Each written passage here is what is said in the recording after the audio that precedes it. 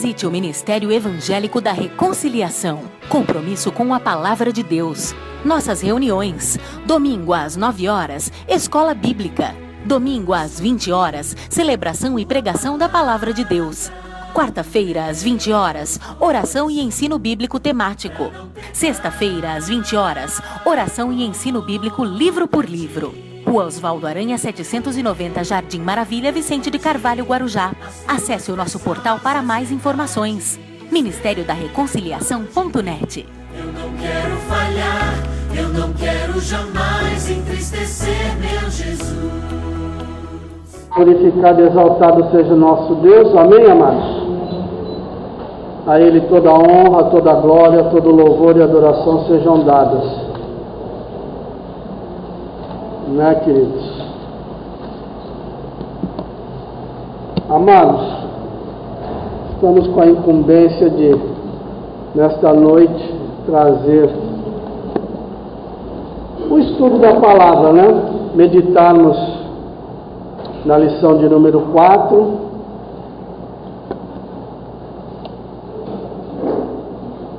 Nosso pastor tirou mais um dia para descansar. Na realidade, ele tem se esforçado muito ultimamente. Trabalho secular, a igreja e prova do CETEREC, enfim, né? Sabemos que verdadeiramente o nosso pastor, ele não para, né? Então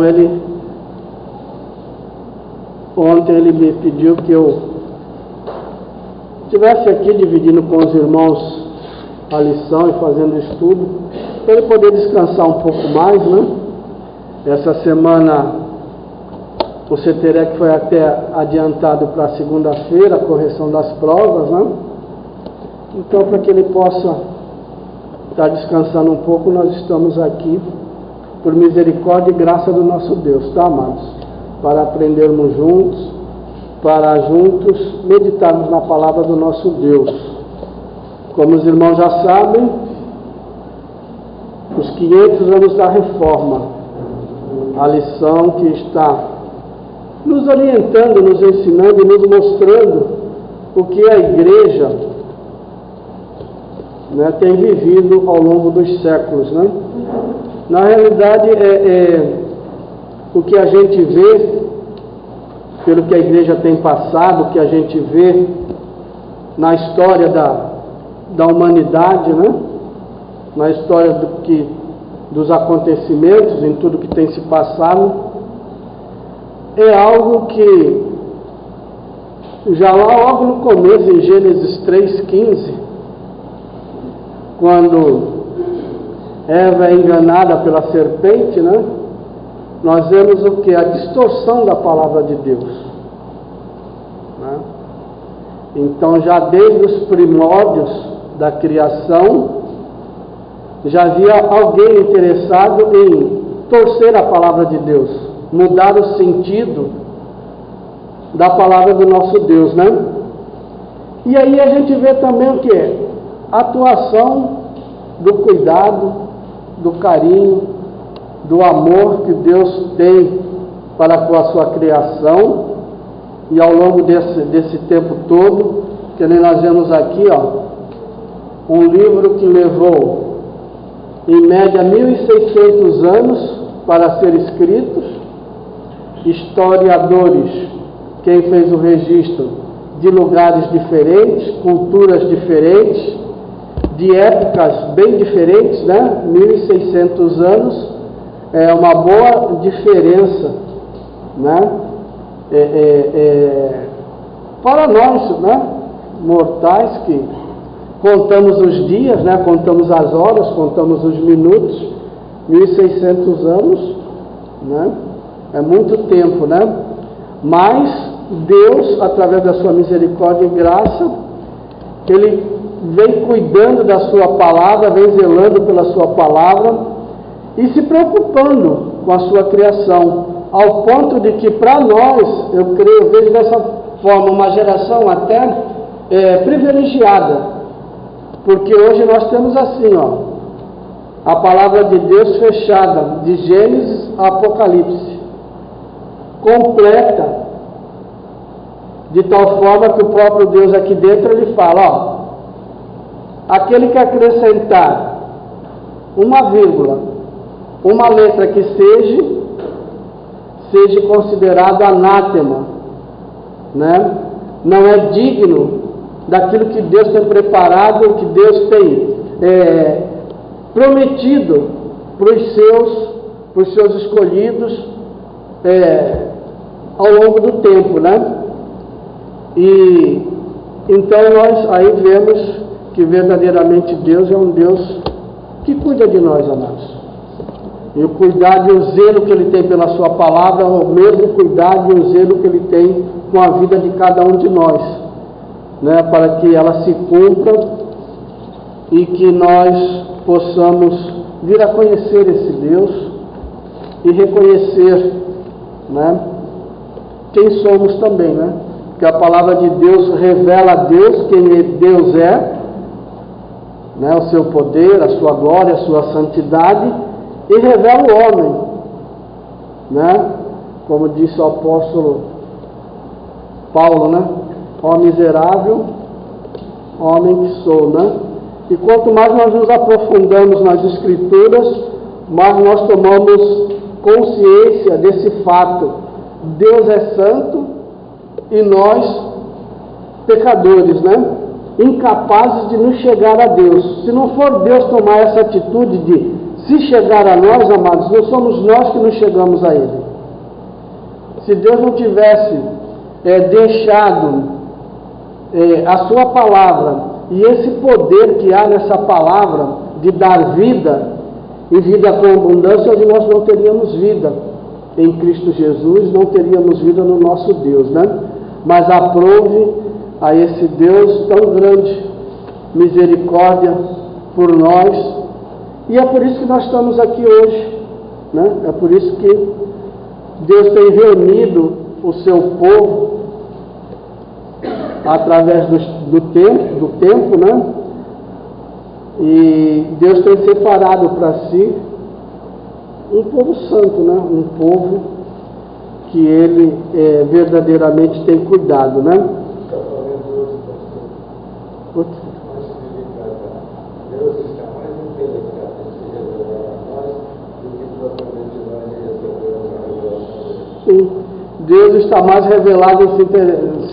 mais interessado em se revelar a nós do que nós a Ele. Isso fica patente logo lá em Gênesis, quando Deus, na viração do dia, Ele ia procurar quem? Procurar Adão. Não era Adão que ia procurar o homem, mas era Deus, não era Adão que ia procurar a Deus, mas era Deus quem ia procurar o homem. Era Deus que ia conversar e falar, né? Então, daí a gente vê a grandiosidade desse Deus e o carinho para conosco, né? E então, essa lição na realidade, ela vai mostrar para nós a igreja, o processo que a igreja tem passado e a dificuldade em se estabelecer como igreja do Senhor e se estabelecer na verdade, né? É o que nós temos visto assim, dessa forma, né? Já vemos logo na primeira lição, a constituição da igreja. Nós aprendemos o que é a igreja, quando nasce a igreja e quem é a sua base, né?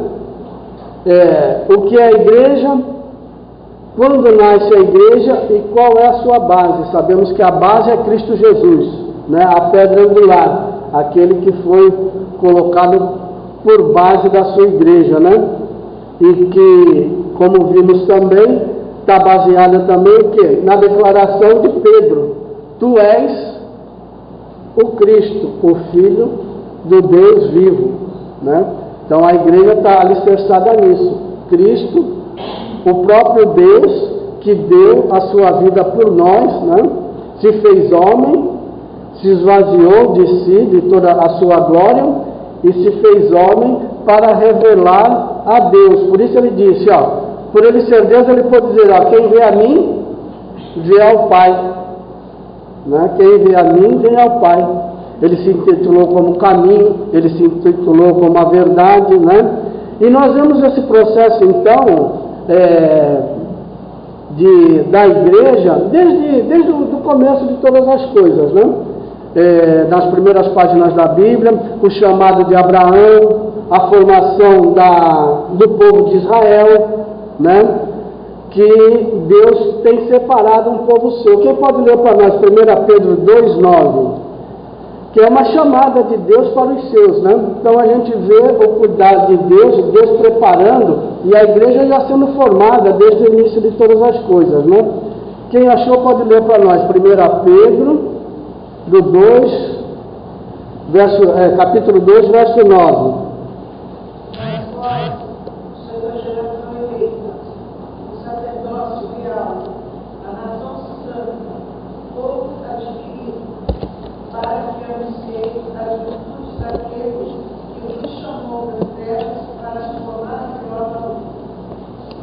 Então, aqui na chamada de Abraão, aqui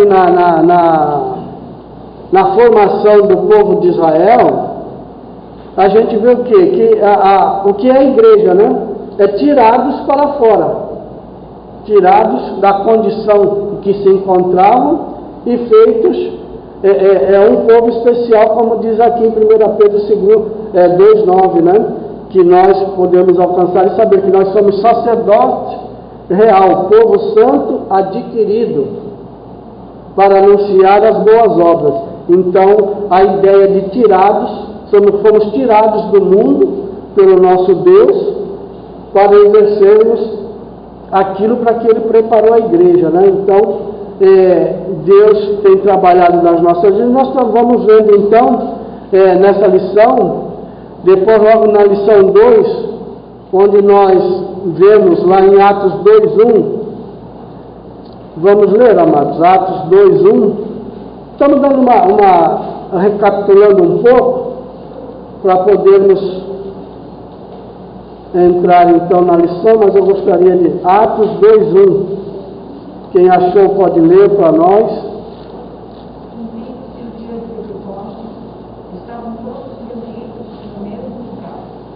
E cumprindo-se o dia de Pentecostes, estavam todos reunidos no mesmo lugar. Aí já fala de uma igreja, né, amados? A preparação de Jesus, dos seus apóstolos, né? E aqui então cumpre-se a descida do Espírito Santo, onde a gente assinala como o nascimento da igreja que nós conhecemos, da igreja cristã, né? Daquilo que nós hoje professamos como fé nossa, mas sabemos que Deus ele vem cuidando do seu povo, vem cuidando da sua igreja, formando a sua igreja desde o início de todas as coisas, né? E aqui então em Atos dos Apóstolos nós vemos o cumprimento da promessa de Jesus e o cumprimento da obra de Cristo Jesus, né? Veio para o que era seus, morreu, subiu aos céus e enviou o Espírito Santo de Deus. Para o quê? Cuidar da sua igreja. E nós sabemos que o Espírito Santo de Deus é aquele que cuida de nós somos igreja do Senhor, igrejas em particular, porque Deus veio habitar em nós através do seu Santo Espírito, né? Nos fazendo o templo dele, sacerdote deles, anunciadores da sua palavra, não é verdade? E Deus tem cuidado de nós então dessa forma, e tem feito de nós então um povo chamado por Ele, e tem cuidado de cada um de nós. Então aí mostra na lição 2 o momento em que nasce a igreja, e vai mostrar o que também? A expansão dessa igreja, né?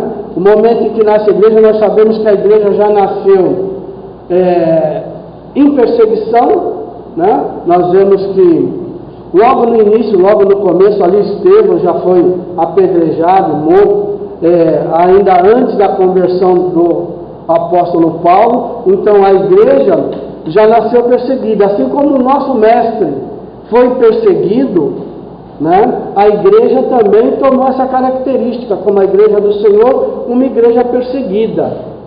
E nós vamos ver ao longo da história que essa perseguição se dá em todos os sentidos, né? Então passamos por perseguição desde o começo de todas as coisas. E nós vemos, quem pode ler para nós aqui, Atos 6, do 2 ao 4. Atos 6, do 2 ao 4.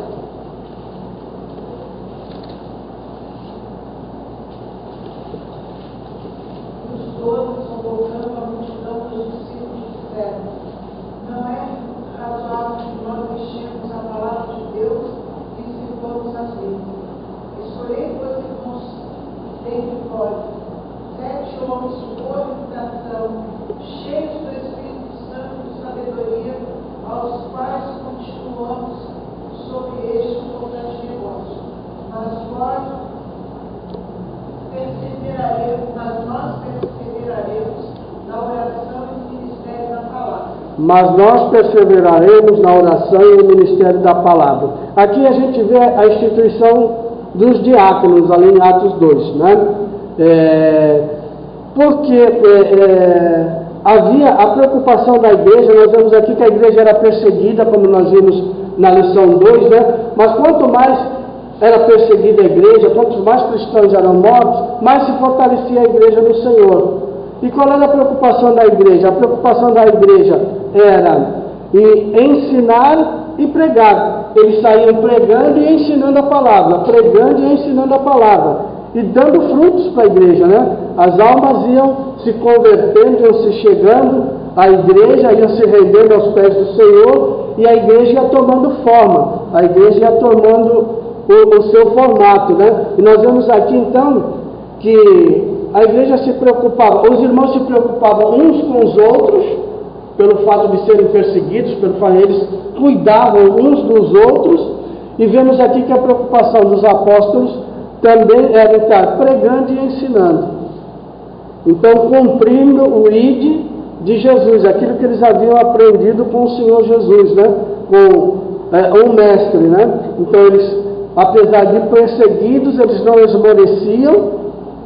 Era já o trabalhar do Espírito Santo de Deus, que nós sabemos que o Espírito Santo de Deus veio para convencer o homem do pecado, da justiça e do juízo, e também para fortalecer a igreja do nosso Deus, né?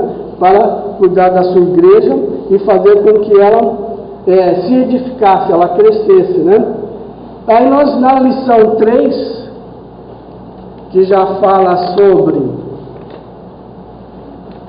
A lição 2 falou sobre a expansão da igreja, e a lição 3, a institucionalização da igreja, né?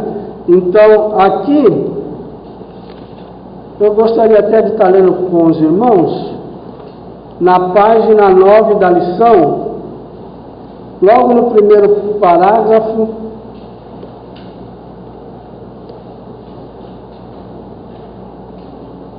sobre a institucionalização da igreja. Diz assim, a igreja da era apostólica não chegou a conhecer uma rígida estrutura hierárquica e jurisdicional. A estrutura era bem simples e funcional, sendo que cada comunidade local possuía liberdade e autonomia administrativa, não estando, portanto, subordinada a nenhum tipo de estrutura eclesiástica. Tá? E no verso 2, mais abaixo, ele fala assim, o governo das comunidades era local ou regional e funcionava de forma independente, sendo supervisionada por um bispo ou um colegiado de presbíteros. Quem pode ler para nós Tito 2, Tito 1, verso 5, carta do apóstolo Paulo a Tito, 1, verso 5.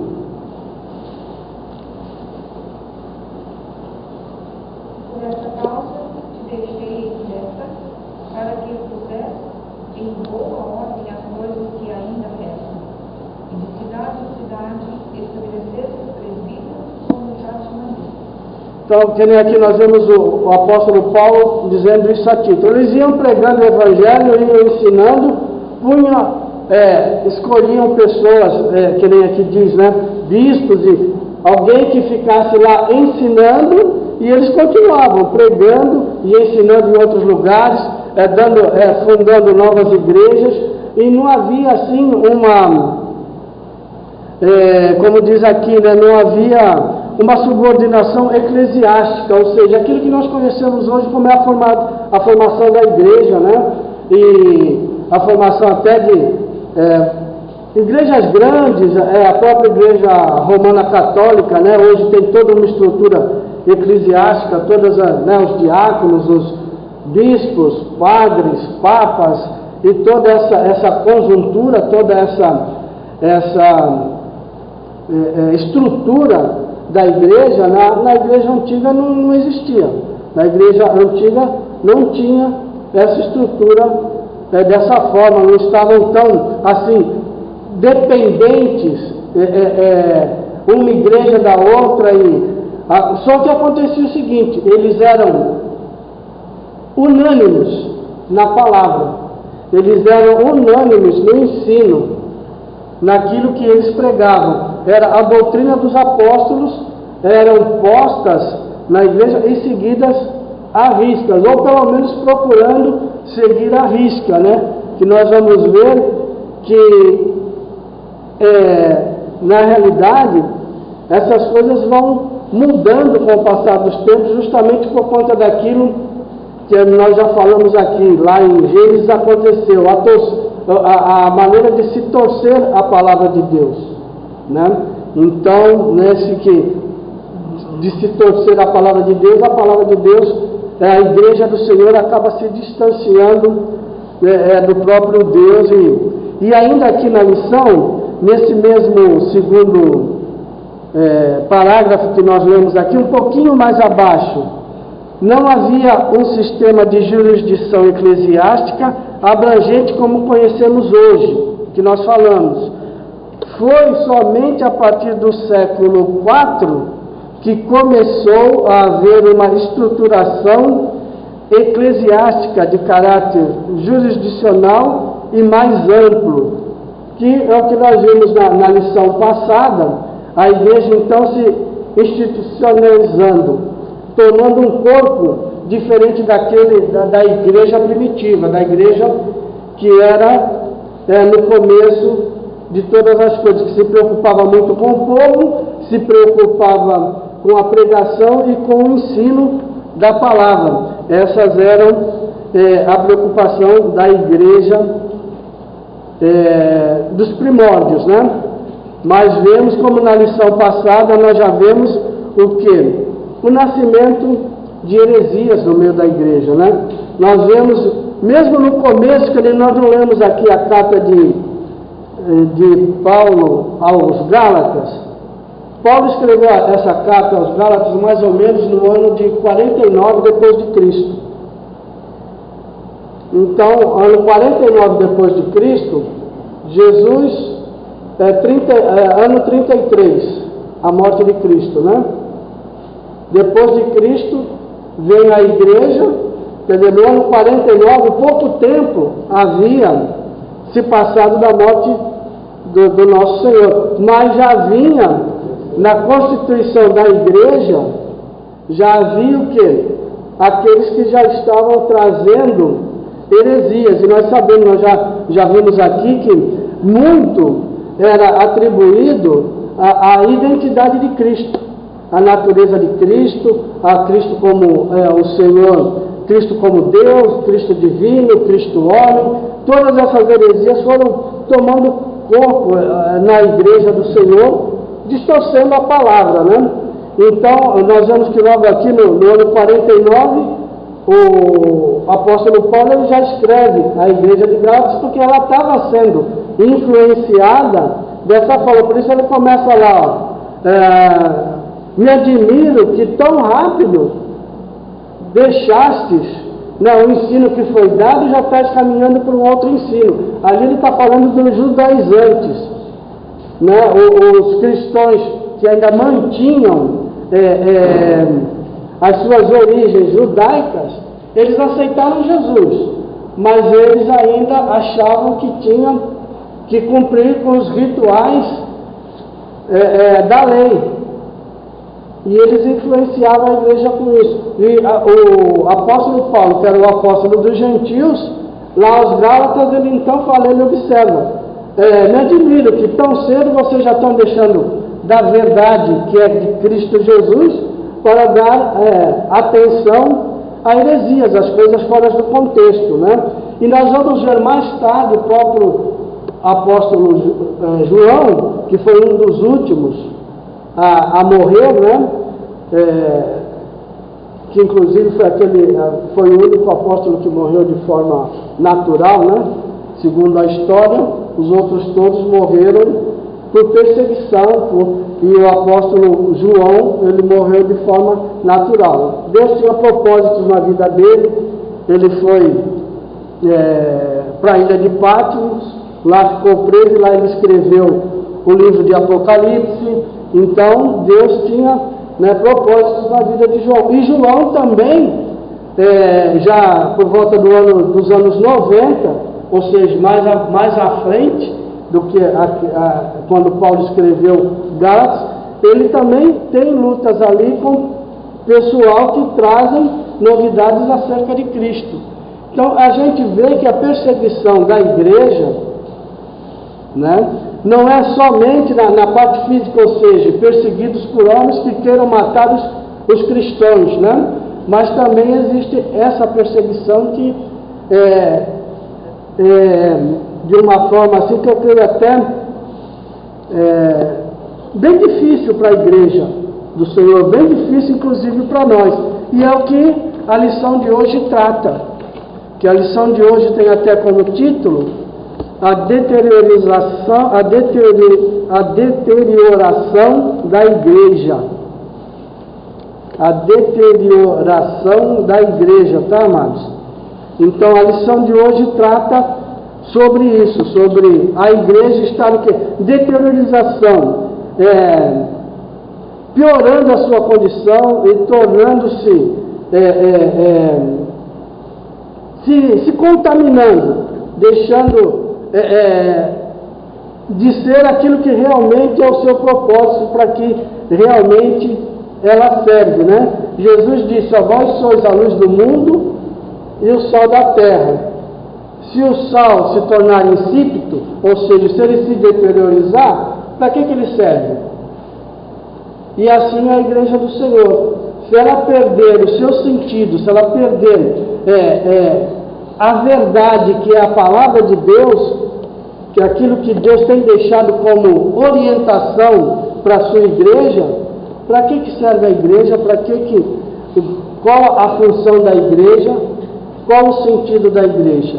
A igreja veio para ser luz do mundo e sal na terra. A igreja veio para ser arauto da palavra de Deus, ou seja, pregador, anunciador da palavra de Deus. Se nós perdemos a noção do que é a igreja, quem é a igreja, né? Qual o sentido da igreja, qual a base da igreja, que é o que nós temos visto, inclusive essa lição que nós temos agora de Cristologia, né? Que fala grandemente sobre Cristo Jesus, quem é Cristo Jesus.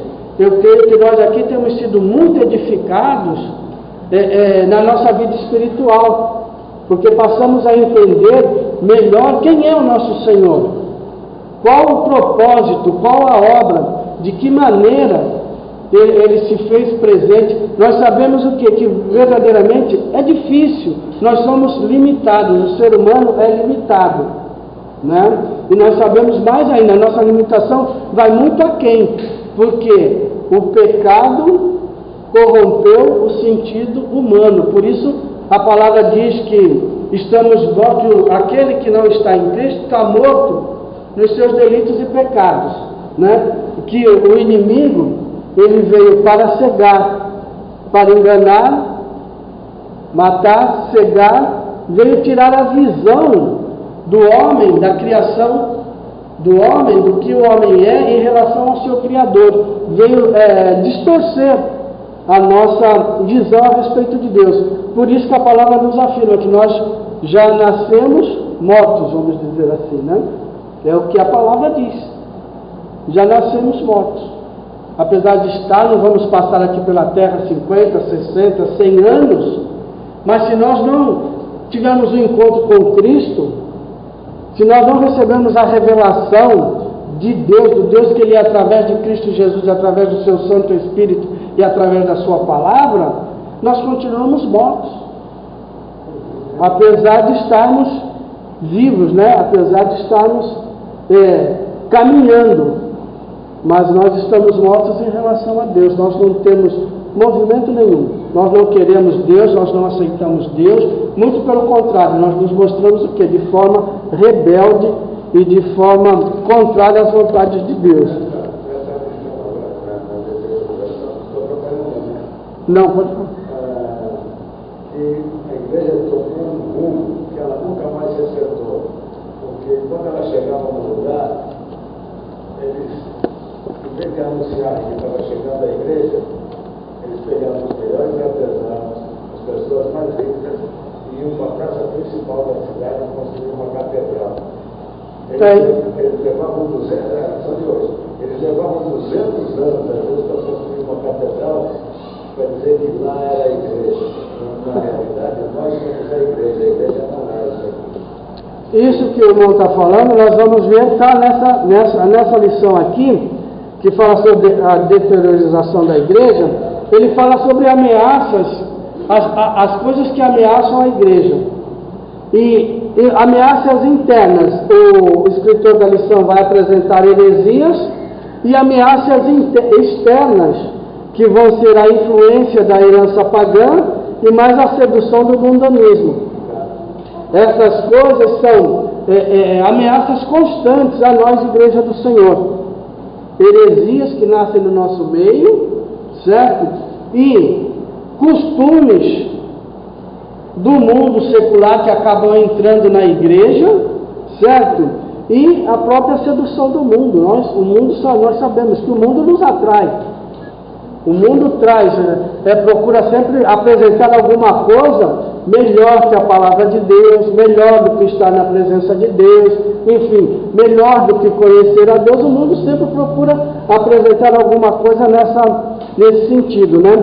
E a lição de hoje trata justamente disso, é o que o nosso irmão está falando. Então a igreja, nós vamos ver o quê? Nós estamos vendo o caminhar da igreja, amados.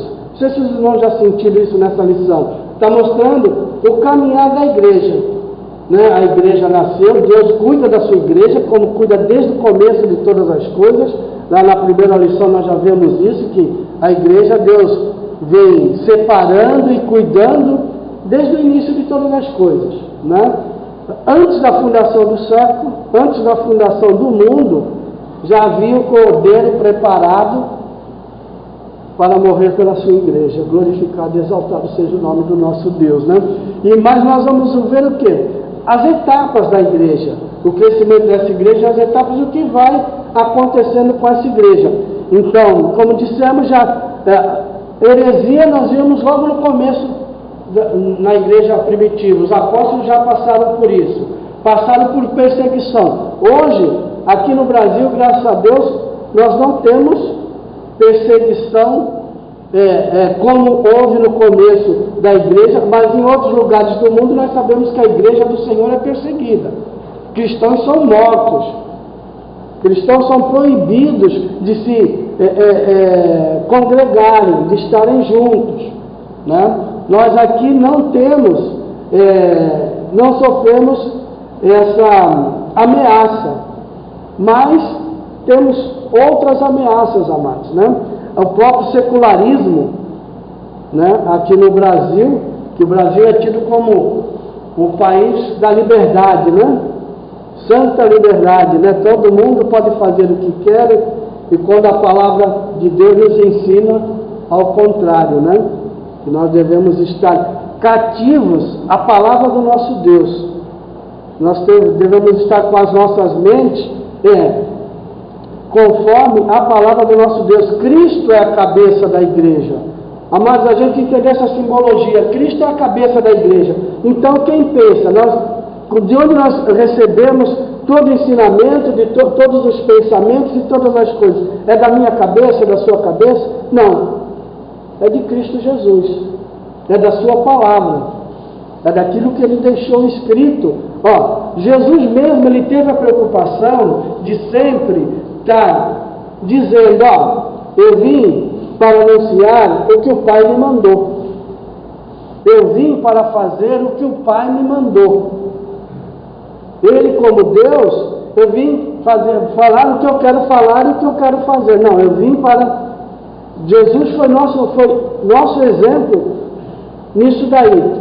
Fazer e obedecer ao Pai. Fazer o que o Pai mandou e andar conforme a sua palavra. Né? Jesus foi exemplo para a sua igreja, para mostrar que assim como ele se fez homem, venceu todas as coisas, nós venceríamos. Não como homens vãos que somos, mas como aquele que Jesus apresenta como perfeito diante do nosso Deus. Aleluias. Através do poder da sua palavra, através de quê? Da obediência ao Senhor. Nós sabemos que o povo de Israel falhou na obediência, né? Mas então, e aí tem esses fatores que dificultam o caminhar da igreja. O meu caminhar e o teu caminhar, amados. A maneira de nós sermos, né?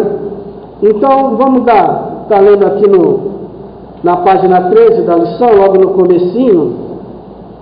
Algumas coisas nós já falamos. Já no século I, conforme se vê no texto central deste estudo, muitos problemas de ordem doutrinária e prática eram enfrentados pelas igrejas. As tendências judaizantes, como já falamos, aqui fala sobre o docetismo, que na realidade foi uma heresia que veio se instituir, na realidade, no segundo século, já não foi no primeiro século, mas ele tinha era uma corrente de pensamento que negava a encarnação de Cristo e ensinava que os aspectos de sua suposta natureza humana eram apenas aparentes. Segunda João, verso 7, quem pode ler para nós?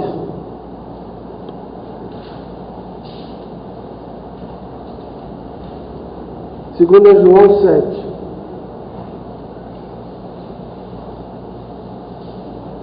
Porque já muitos enganadores entraram no mundo, os quais não confessam que Jesus Cristo veio buscar.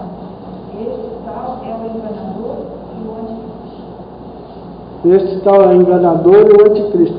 Então esse é o risco, amado, que sempre ameaçou e ameaça a igreja do Senhor. O ensino herético, as coisas erradas, ensinos errados, que a gente está vendo no decorrer, na criação, no caminhar da igreja, né? Tópico para reflexão. Vamos ler. Muitos foram os fatores que ameaçaram a igreja. Alguns serviram para o seu fortalecimento. Tipo, nós vimos lá que a igreja primitiva, ela foi perseguida. Isso foi um motivo de crescimento da própria igreja. Nós vemos lá em Atos, né? A igreja assim cresce de uma maneira, né?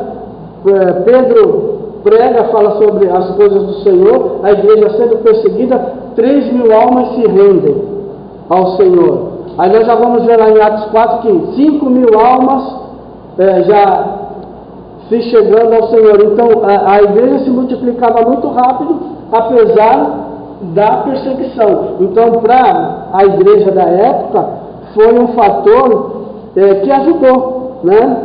Mas outras coisas contribuíram para o enfraquecimento e a perda das qualidades cristãs. E é o que essa lição aqui vai estar mostrando, né? As heresias, ele aqui, ele fala do arianismo, apolinarismo, nestorianismo, monofisismo, que foram heresias trazidas por homens, muitas das vezes do meio da igreja mesmo, muitos aqui até às vezes bispos, alguém que tomavam contas de igreja, e que passaram a dar ensinos que distanciavam a igreja da verdade da palavra, né? Esse próprio arianismo aqui, ele serviu de base para os testemunhos de Jeová, né? Eles mesmos, os testemunhos de Jeová, eles dão como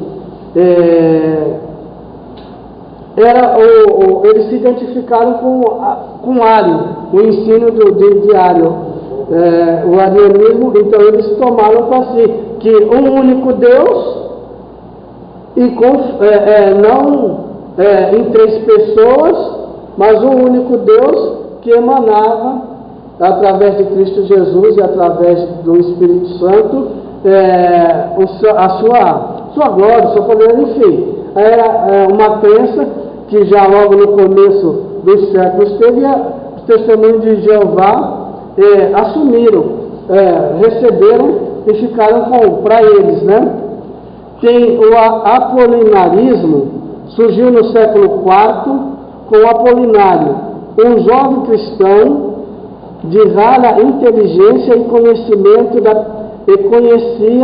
e reconhecida piedade, ou seja, alguém muito inteligente, muito religioso, né? Mas que trouxe um ensino errado. Grandes lutas cristológicas que lançaram Antioquia contra Alexandria, tendo Roma por hábito, e o resultado final foi a cisma monofisista. Então, o que acontece? Nós vamos ver que essas heresias, elas vêm sendo tratadas pela igreja nos concílios, e nós vemos que na realidade essas coisas iam fazendo o quê? Iam dividindo a igreja, iam fazendo com que a igreja se dividisse. Então já não era mais aquela igreja dos apóstolos, onde eles saíam pregando e ensinando, cada igreja com sua vida particular, mas elas iam acabando crescendo, mas de forma em que elas se dividiam. Não havia mais aquela união, um único pensamento, um único sentimento, uma única forma. Eles iam, por conta das próprias heresias, eles iam tomando os caminhos diferentes, que não eram os caminhos que os próprios apóstolos davam, que era estar na palavra, conforme a palavra, e unidos no único pensamento, no único sentimento, né? Uma única cabeça. Então iam aparecendo essas heresias e a igreja ia se dividindo, como nós vimos na lição de número 3, lá no final, que fala, os outros cristãos. Já logo no começo, lá no quarto século, começaram as divisões e apareceram outros cristãos copistas, igreja ortodoxa síria, igreja apostólica armênia, igreja ortodoxa indiana, igreja nestoriana, desde que nós estamos falando, que aparece a heresia dele aqui, igreja ortodoxa. Então nós já começamos a ver o quê? A divisão da igreja. Aí nós trazemos para o tempo de hoje. Está diferente nos nossos tempos, amados? Fazendo uma relação entre a igreja do passado e as igrejas do passado, o nosso tempo está muito diferente daqueles tempos, da maneira em que aconteciam as coisas, da maneira que as coisas iam se apresentando. Hoje, no nosso meio, não existem heresias. Hoje nós podemos ver a igreja se aprofundando nos ensinos heréticos, nos ensinos errados, né? Está aí a teologia da prosperidade, que tem se mostrado aí uma forte parede contra a verdade das Escrituras, transformando aquilo que nós conhecemos, aquilo que nós já sabemos. Nós não somos um povo, amado, que nem a igreja primitiva. A igreja do primeiro, do segundo século, do terceiro século, elas não tinham a palavra, a igreja do primeiro século, elas não tinham a palavra como é formada hoje. A palavra não estava até em formação. Era o apóstolo Paulo escrevendo, era Pedro escrevendo, era João escrevendo, ensinando as igrejas, né? Ou seja, a palavra está tomando a forma como nós temos hoje. Mas na época apóstolos, dos discípulos de Jesus, isso não tinha. Ela foi tomando corpo depois, né? Só que nessa tomando corpo, ela acabou, foram somando-se heresias e mais heresias. Mas o cuidado de Deus fez com que a sua palavra inspirada chegasse até nós da maneira que ela é. De uma forma ou de outra, esses concílios culminaram na doutrina que nós temos hoje na palavra de Deus. Aqueles que foram heréticos, aquilo que saiu fora, não está como aqui, não é aceita por nós aqui, nas Escrituras, não consta como inspirados. É que nem nós sabemos, a Igreja Católica Apostólica Romana, ela aceitou a Bíblia e acrescentou livros que para nós não são livros apócrifos, não são livros que consta a palavra de Deus. Aqui está selado e fechado aquilo que Deus quis, conforme Ele quis, e Ele disse: ai daquele que aumente ou tire algo dessa palavra, né? E nós vemos que as heresias, na realidade, a função da heresia é esse, os ensinos errados são esses, distorcer a palavra de Deus e apresentar a nós um caminho que não é verdadeiro. Jesus é a verdade absoluta, né? Nós sabemos que o mundo, hoje em dia, cada um de nós temos a sua verdade.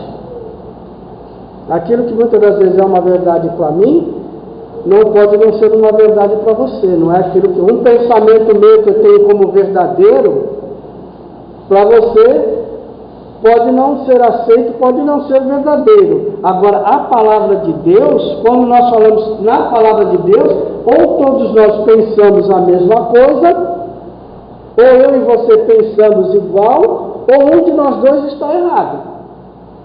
Ou eu penso em relação à palavra de Deus, não, mas a palavra fala isso, mas eu acho que não é bem assim. Bom, se eu acho que não é bem assim, ou eu ou você está errado. Se nós estamos entrando em discórdia, porque a verdade é uma só. Quando nós falamos da palavra de Deus, é a verdade absoluta. Nosso Deus não é homem para que minta, nem filho do homem para que se arrependa. O que ele deixou escrito é a sua verdade. E não existe verdade para o homem. A verdade do homem ela é relativa. Toda a verdade do homem ela é relativa. E nós estamos vivendo um tempo em que o mundo é totalmente relativista. A gente, antigamente nós passávamos, eu tenho 65 anos, né? O mundo da minha época, totalmente diferente do mundo de hoje. Não que não acontecessem as mesmas coisas, até aconteciam as mesmas coisas, elas até mostravam evidências, mas elas não eram totalmente abertas, porque na minha época existia o certo e o errado. As soluções eram diferentes também. E as soluções eram diferentes, mas existia o que era certo e o que era errado. As soluções são diferentes por causa do próprio relativismo. O que eu acho que é certo para mim, eu saio fazendo, e o que eu acho que é certo e o que você acha que é certo para você, você sai fazendo. Mas se nós estamos unidos pela palavra de Deus, amados, não tem eu fazer uma coisa e você fazer outra. A verdade é uma só.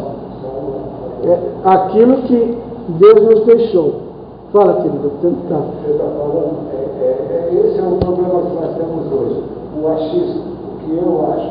O Evangelho não é o que eu acho, não é o que nós achamos. Ele simplesmente, essa caneta é uma caneta. Ela não é o que eu acho dela.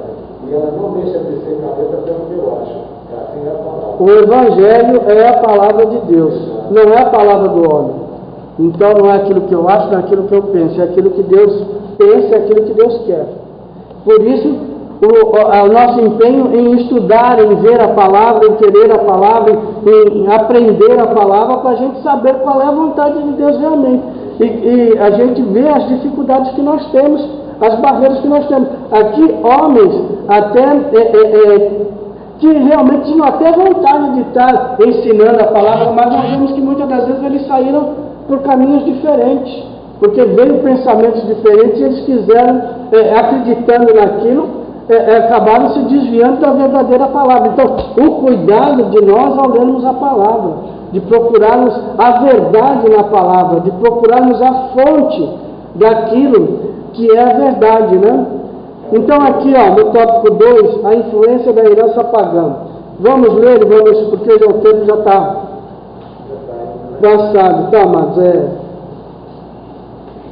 o assunto realmente é complexo, e a gente tem aprendido grandemente com essas lições, viu, amados? Tanto a lição de Cristologia, quem não tem vindo aos domingos, quem não tem vindo às quartas-feiras, tem perdido muito, tá? E as sextas-feiras também com essa lição da reforma. Então, a influência da herança pagã. Eram considerados pagãos, ele explica aqui o que era considerado pagão, mas no final o paganismo, continuando nesse mesmo verso, eram considerados pagãos a partir do século II, todos os habitantes do Império Romano que não professavam a fé cristã. Os outros não cristãos que viviam fora dos limites do Império eram chamados bárbaros. Isso a partir do século II, tá, amados?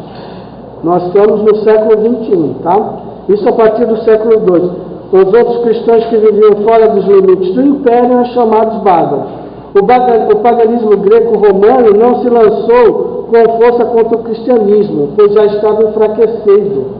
E recebeu o golpe fatal com a transformação do cristianismo em religião oficial do Império a partir de 538.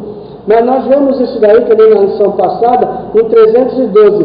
Constantino se declarou convertido e tomou a religião para o Estado. Ou seja, fez uma religião estatal. Todo mundo agora, então, era obrigado a ser cristão. Todo mundo agora era cristão, já com Constantino. Em 380, também no ano 380, Teodósio, também bizantino, também fez a mesma coisa.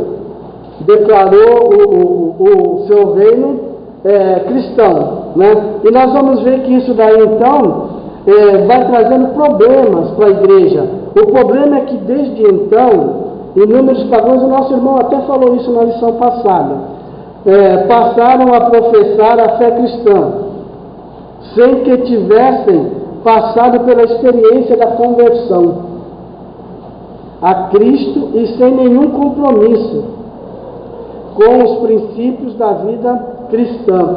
Então, amados, ser cristão não é apenas pôr a Bíblia embaixo do braço e dizer: agora eu sou da igreja. Agora eu sou da igreja. Eu tenho que ter certeza que eu sou de Cristo. Eu tenho que ter certeza que o Evangelho fez a diferença na minha vida. Que eu estou procurando viver a verdade, não a minha verdade. Negue-se a si mesmo e me siga. A verdade que é Cristo Jesus. Essa prática de receber muitas pessoas de forma apressada e sem devido preparo se estendeu por toda a Idade Média. Consequentemente, a saúde espiritual da igreja e o seu testemunho se tornaram cada vez mais enfraquecidos. Faltava instrução bíblica, discipulado cristão, santidade cristã. Faltava instrução bíblica. A igreja de hoje é ignorante da palavra do nosso Deus. A maioria da igreja de hoje não conhece a palavra do nosso Deus e não tem essa preocupação. Então, esse fato de agregar muita gente, que foi o que os imperadores fizeram, declarou o império cristão, então todo mundo que estava no país, ali naquele local, era cristão agora. Isso enfraqueceu a igreja. Por quê? A igreja estava sem preparo, a igreja não tinha instrução, não tinha conhecimento, não tinha discipulado, então não tinha ensino nenhum. E o que acontecia? Aquilo que o povo fazia no mundo da época, eles trouxeram para a igreja. Nós vamos ver aqui que o comentarista continua dizendo: o culto dos santos é um exemplo frisante dessa tendência. Era natural que se atribuísse veneração aos mártires e aos outros, e homens e mulheres, famosos por sua santidade. Ou seja, o povo daquela época que via aqueles martírios, né? Às vezes homens que eram piedosos, mulheres que verdadeiramente se preocupavam em estar na igreja e eram martirizados, eles eram também endeusados. E aqueles que foram de uma hora para outra, dormiram gentil e acordaram cristão, eles acordaram com o mesmo, então eles acordaram, e aqueles que foram perseguidos, eles passaram a idolatrar, coisa que entrou para a igreja, a própria igreja apostólica romana assumiu isso daí. Nós vemos o quê? Hoje em dia, amados, também de repente as mesmas coisas vão acontecendo. Surgiram as peregrinações. Hoje em dia, dentro da teologia nossa, será que nós não andamos em peregrinação quando nós corremos atrás das tais correntes de oração, das tais campanhas, né? Será que nós não estamos, será que quem age assim, quem já... Eu digo isso, amados, porque eu mesmo já fui movido por esses pensamentos. Na igreja anterior de onde eu venho, havia campanhas, e às vezes essas coisas de você não poder faltar, de você não... Entenda bem, vai tomando conta da mente. Por quê? Da mente das pessoas, por falta de instrução, por falta de conhecimento, por falta de base, né? E a própria sedução do mundanismo. Quem pode ler para nós rapidamente Romanos 12, 1 e 2?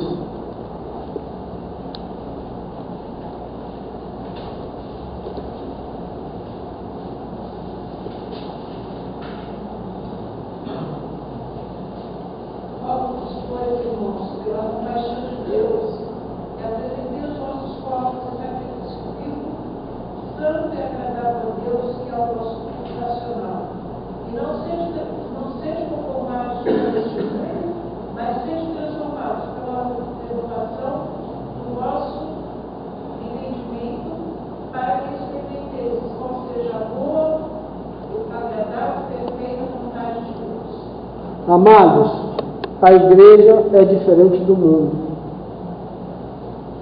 Se nós como igreja não começarmos a ver diferença entre aquilo que Deus revela na sua palavra para ser a nossa maneira de viver, nós não estamos firmes na verdade. Porque desde o começo a igreja é diferente do mundo. Por isso o apóstolo falou, não vos conformeis ou não tomeis a forma do mundo. Nós temos que tomar cuidado com essas coisas, né? E aqui então no tópico 3, onde ele fala sobre a sedução do mundanismo, nós já estamos até acabando, tá, Marcos? Os acontecimentos históricos apontam, só para chegar onde o nosso irmão já falou, históricos apontados no estudo anterior, referente aos rumos tomados pela igreja cristã a partir da sua institucionalização e o seu atrelamento ao poder temporal, conduziram-na a uma situação de progressiva deterioração. A igreja foi adquirindo poder econômico e político, tá? E perdendo, ele põe aqui poder espiritual, e perdendo na realidade a noção da verdade, daquilo para que a igreja nasceu, daquilo para que a igreja veio ao mundo, né? E ele continua, mais à frente ele vai dizer o seguinte, ó: fato é que boa parte do clero estava mais preocupado com o poder político, riquezas materiais, prazeres carnais, ou seja, uma vida mundana. A igreja agia no sentido de se tornar uma instituição cada vez mais poderosa, econômica, politicamente. Então, nós estamos vendo que a deteriorização da igreja. Essa lição, ela vai nos levar para onde? O auge lá onde é a reforma protestante. Por que veio a reforma protestante? Como estava a igreja, o mundo na época da reforma, né? E os ensinamentos que eles vieram nos trazer. Na realidade, o que vieram nos trazer aquilo que nós temos conhecimento. É necessário que o homem volte para a palavra de Deus, que nós estejamos alicerçados na verdade que é a palavra de Deus. Então nós temos que ter a preocupação em buscarmos em Deus aquilo que é necessário para a condução da sua igreja. Deus tem, como nós já falamos, a palavra de Deus foi escrita num processo que levou durante mais ou menos 1.600 anos. Grande parte das promessas de Deus, grande parte das profecias que Deus falou que iria acontecer, já aconteceram. Mas a igreja ainda espera algo acontecer. A igreja, a palavra de Deus, se nós formos ver, ela sempre esteve apontando para o Messias. Ela sempre esteve apontando para o Messias, para alguém que viria, né? Da semente da mulher nasceria aquele que pisaria a cabeça da serpente. Aquele que pisaria a cabeça Isso já se cumpriu em Cristo Jesus 2000 anos atrás, quando ele foi pregado ali naquela cruz e alcançou então não somente o povo israelita, mas alcançou a cada um de nós, os gentios. Aleluia. Fomos chamados e fomos trazidos para a presença do nosso Deus através do cumprimento de Gênesis 3:15, onde Deus avisou que isso aconteceria, né? Deus foi o próprio profeta, Deus foi aquele próprio que falou, e é Deus que continua falando ainda hoje, né? E nós continuamos como o povo continuava, estamos aguardando a vinda do Senhor. Não é isso, amados? Nós aguardamos aquele dia em que o Senhor irá romper as nuvens e virá nos buscar. Amém, amados? Eu gostaria de terminar lendo Apocalipse, juntamente com os irmãos, Apocalipse 22, do 12 ao 14. Apocalipse 22, do 12 ao 14.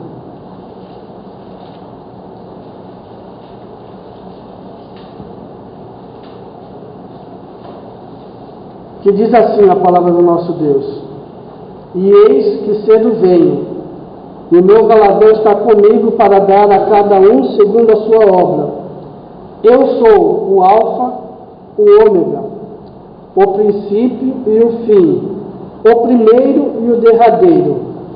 Bem-aventurados aqueles que lavam as suas vestiduras no sangue do Cordeiro, para que tenham direito à árvore da vida e possam entrar na cidade pelas portas. Amém, amados? Nós entraremos pela porta, que é Cristo Jesus. Cristo Jesus se identificou: eu sou o caminho, a verdade e a vida, eu sou a porta. É através dele que nós entraremos definitivamente lá na glória. Já vivemos a eternidade aqui, amados.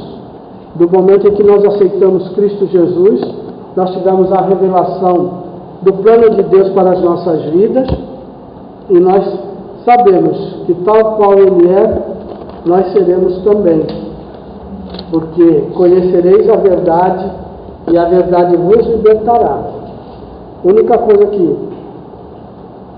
nós devemos buscar, amados, e pedir a Deus graça para alcançarmos é pelejarmos pela verdade, pela palavra na vida de cada um de nós, lutarmos e pedir a Deus força e graça para que nós venhamos a vencer a luta nossa de cada dia, tá? Que Deus, porque Deus está a cada dia nos fazendo perseverar na sua verdade, na sua palavra, no seu propósito para a vida de cada um de nós. Amém, amados? Que Deus nos abençoe, que Deus nos dê mais da sua graça, que nós possamos estar verdadeiramente aprendendo através da sua palavra e percebermos na vida de cada um de nós o que Deus tem feito através desses ensinos, através da sua palavra na nossa vida. Amém, amados? E que Ele nos faça perseverar, tá bom, queridos? Vamos estar tirando os nossos dízimos, as nossas ofertas. Curva a vossa cabeça, amados, vamos orar. Senhor Deus, quero te agradecer, ó Deus, por mais este ensino, Senhor, da tua palavra, Senhor, por este esclarecimento que esta lição tem trazido, Senhor, ao meu coração, assim como creio que é o coração de cada um dos nossos irmãos, Pai. Verdadeiramente temos, ó Pai, sentido, percebido, ó Pai, a atuação na vida de cada um de nós, através, Senhor, do esclarecimento da tua palavra, da revelação do Deus que tu és, Senhor, e do cuidado que tu tens, Senhor, por cada um de nós. Então, Senhor, te pedimos, continua, Senhor, agindo nas nossas vidas conforme a tua vontade e o teu querer, e transformando, Senhor, os nossos pensamentos, os nossos sentimentos e as nossas vontades. Pai Santo e Deus da Glória, também neste momento estaremos contribuindo com os nossos dízimos e ofertas. Ó Pai, que tudo possa proceder do coração grato, um coração voluntário, Senhor, transformado por Ti, Pai, e que através do Teu Santo Espírito possamos glorificar, exaltar e bendizer o Teu santo, bendito e poderoso nome. É o que nós te pedimos e agradecemos em o nome de Jesus. Amém e amém, Jesus. Louvemos ao Senhor, a nossa irmã Valéria.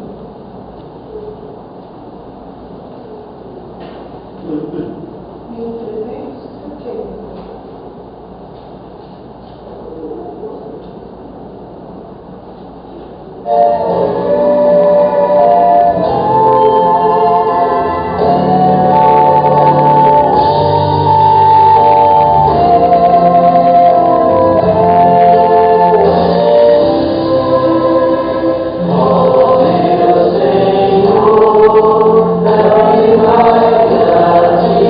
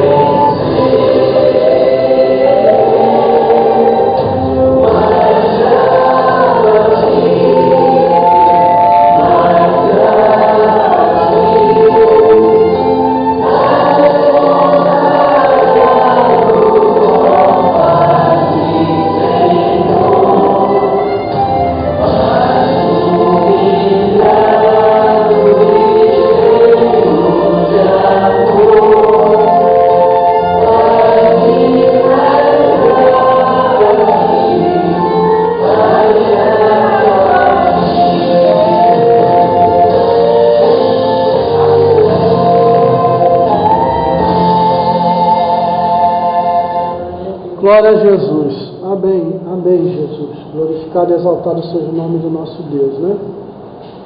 Queridos, dia 20 agora começa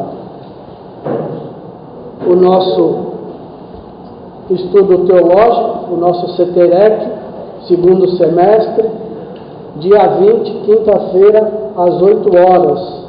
Tá? Nessa primeira aula, ainda está sendo possível trazer conhecidos. Se você tiver alguém que queira estudar a lição, a palavra de Deus, queira aprender a palavra de Deus, e pode estar trazendo ele para assistir aí a primeira aula, tá? O pastor tem pedido que alguém que esteja realmente interessado em estar vindo, né? Não queira só vir para ver como é que é e depois, mas para participar, para poder engrossar a fileira daqueles que estão aprendendo a palavra de Deus aqui, tá, amados? Verdadeiramente temos sido muito enriquecidos pelo CETEREC.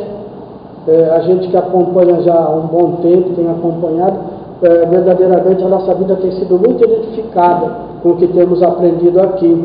E fica aqui uma palavra de incentivo aos irmãos, que nós temos uma tendência, queridos, a querer nos, nos acomodar, né? Principalmente em relação à palavra de Deus. Eu creio que Deus nos chama e Deus põe o desejo de saber mais, e nós até, quando somos novos convertidos, nós temos muita vontade, mesmo em casa a gente vai lendo as Escrituras, mas parece que na continuação a gente vai começando aí basta só a gente ir para a igreja, ouvir o que ensinam lá e tal, e a gente vai vivendo disso, né? Aí nós estamos vivendo agora uma igreja que não se ensina mais a palavra. Quem é que está vivo espiritualmente na palavra, se não, né? Então nós temos que pedir a Deus graça, que Deus trabalhe nos nossos corações, nos incentivando a buscar mais conhecimento na sua palavra. E é bom quando a gente se une, mas nunca não é bom quando nós estamos aqui em torno da palavra, estivemos aqui trazer o nosso culto a Deus e aprendemos a palavra de Deus e estamos juntos pensando sobre a mesma coisa e procurando conhecimento sobre as mesmas coisas. A mesma coisa é aqui no CETEREC. Um pessoal que está voltado para o aprendizado da palavra do Senhor, pessoas simples, mas que têm sede de conhecer melhor a Deus e conhecer mais da sua palavra, né? E isso tem fortalecido os nossos corações, eu creio assim, eu vejo assim, tem dado a nós condições de sermos mais conforme a palavra de Deus, temos nos enriquecido de uma maneira, fortalecido na realidade. Quanto mais nós ouvimos, mais nós aprendemos, mais Deus nos fortalece na sua palavra, né, amados? Então que você possa se entusiasmar, ou que você possa, de repente, entusiasmar alguém que está ao seu lado, para estar vindo na igreja, para aprender, para participar do CETEREC, enfim, está conjuntamente conosco aprendendo a palavra de Deus, né? Uma característica que nós temos visto aqui na Igreja da Reconciliação é essa: todos nós somos amantes da palavra, algo que Deus tem posto no coração de cada um de nós, por isso nós estamos aqui. Mas nós não podemos deixar de negar também que existe em nós uma certa acomodação, né? Eu venho aqui, eu ouço, venho no culto, venho na escola bíblica, eu ouço, Deus me enche, né? Eu saio e de repente a gente vai nos acomodando só nisso, né? Mas que nós tenhamos verdadeiramente sede pela palavra. Amém, queridos? Sai da área de conforto, como o nosso irmão está falando. Vamos ver Tua palavra no meu coração. Acesse nosso portal na internet. Notícias, devocionais, estudos bíblicos, vídeos, ministério, declaração de fé, pedidos. Fale conosco. Acesse ministériodareconciliação.net. Tua palavra